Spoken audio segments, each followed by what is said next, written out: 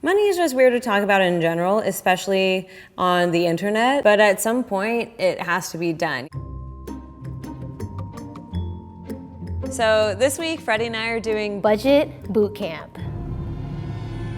We're gonna really analyze our spending habits and try to go from this to this. In a week, I think I spend the most money on rogue online shopping. Amazon is a good friend of mine, Etsy is a bestie. I know hands down that I spend the most money on just eating out. I just get lazy and don't really enjoy cooking. What does a healthy relationship with money look like? Just acknowledging that you need money and it's okay to want money. And I think a lot of people too, the way they feel about money has a lot to do with how you were raised. My mom was always very smart with her money. She was very frugal. When my mom did shop a couple times a year, seeing her sort of perk up when she would treat herself was really something that I loved and I enjoyed seeing. And I think that does translate into the way that I view money and the way I view treating myself. I feel like growing up, I was taught save money for a rainy day, save money because you don't know what's gonna happen. It's very fear-based, and I want it just to be knowledge-based. One of my goals this week is to only spend money on groceries. I'm also gonna challenge myself to not eat out. That means no Postmates,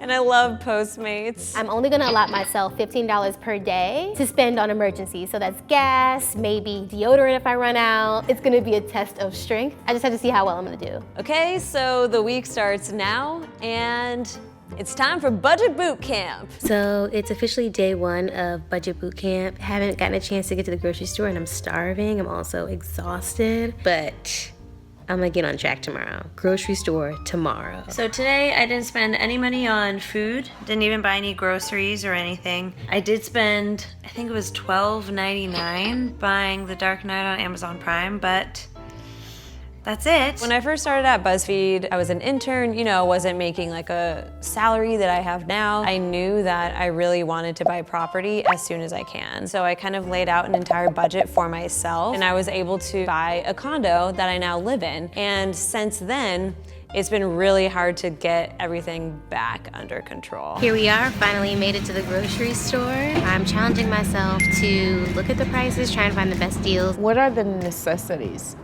Your rent, your car note, your insurance, food. Those are basically the big items.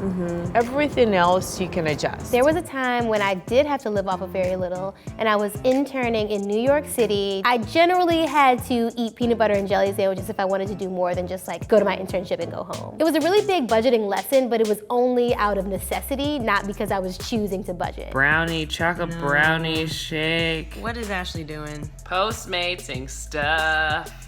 So rude. I just wanted to get Postmates.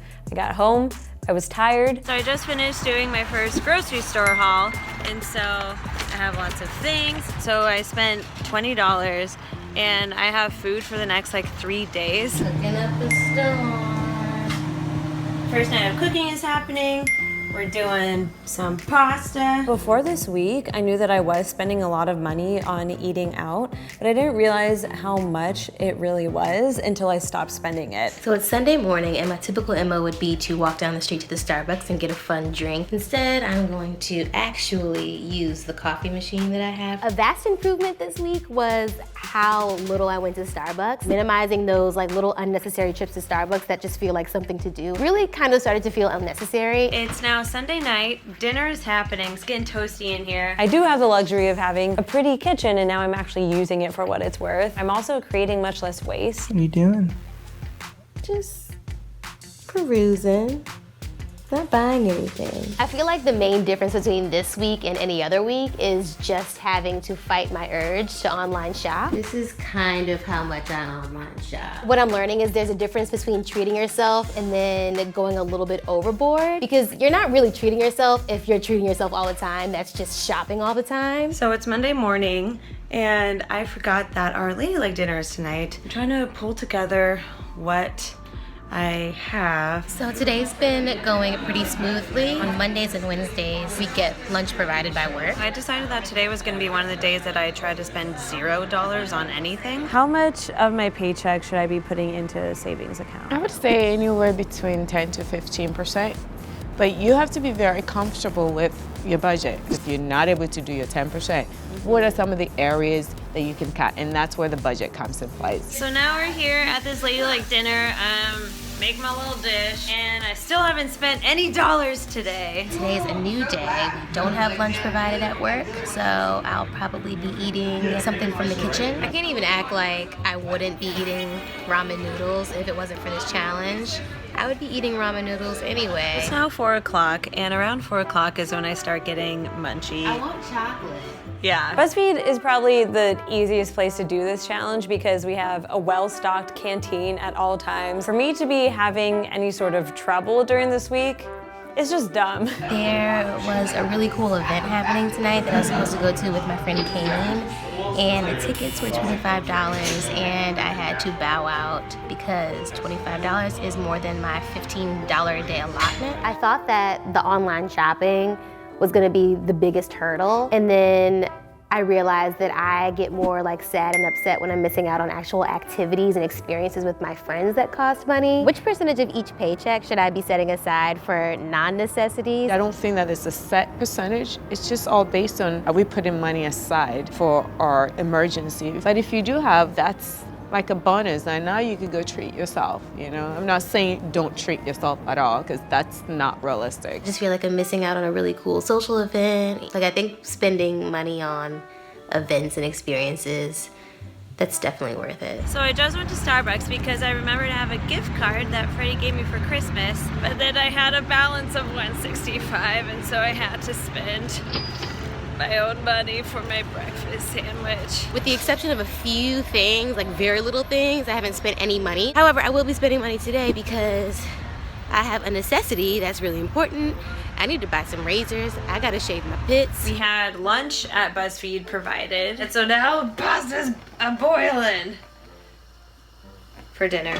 Pasta round 2. I was probably saving around $40 or $50. I also was kind of able to change what it felt like going out to eat. So then anytime that I do go out to eat, it feels special again. So I had an appointment downtown after work, which means insane traffic, and also there's no parking downtown. I opted to Lyft Pool, and that costed $10, and I have to Lyft back. I am going over my day budget, but I haven't spent money for the past couple of days at all, so I think it's okay. I avoided the insane parking lot fees, which would have been way more than that. So I'm trying to budget. We're going to Chipotle!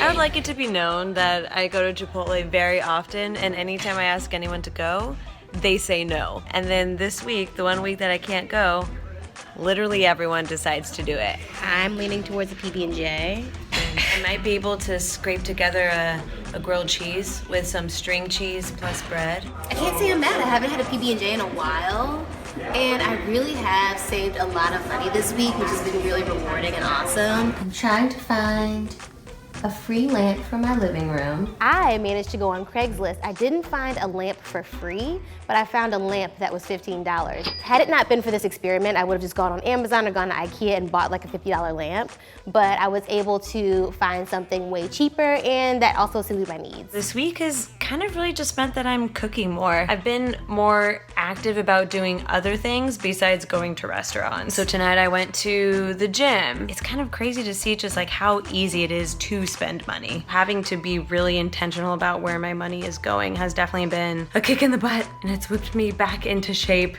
So there's definitely gonna be stuff that I take with me, hopefully. So it's the end of Budget Bootcamp week, and I'm feeling accomplished. Having days or weeks like this can be really helpful for unexpected situations that might arise. I had a very close call with getting into a car accident, and had it actually happened, I now would have been much better equipped with money. My goals moving forward, I want to grow my savings account, and I really want to save for a really awesome vacation. I definitely think that I want to have no spend days or no spend weeks incorporated into just kind of my months or different timelines, because it did feel like a money detox. Y'all seen that t-shirt? The future is absolutely female.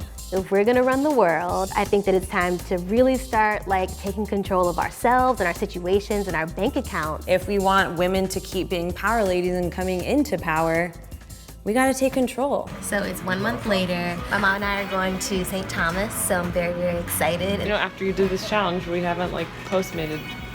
I can't even remember the last thing we postmated. Yeah. Budget Bootcamp. Lady tested, lady invested.